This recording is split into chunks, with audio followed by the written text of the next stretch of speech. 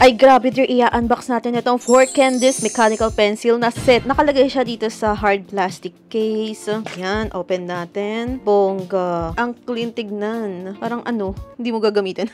So, simula tayo dito. Mechanical pencil, 0.5, 0.7, 0.9. Next one ay puro HB. Mechanical pencil din. Ano to? Ah, eraser. Ang cute naman. May para tayong medicine. May kasamang needed eraser.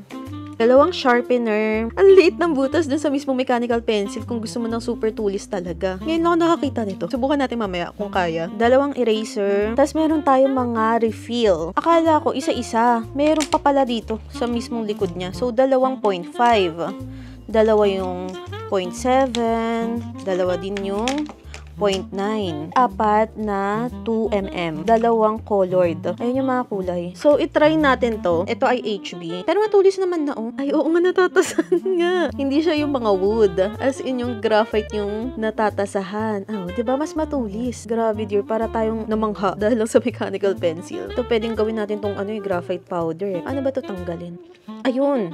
Ay, gagsi. Nagkalat na. Ito yung may mga kulay. Ito ko yung red. Iba't ibang kulay din yan na. Pasok natin. Tingnan. Ayun, lumabas na yung red. Ang smooth din naman. Dear, ilalagay ko dyan sa yellow basket natin. So,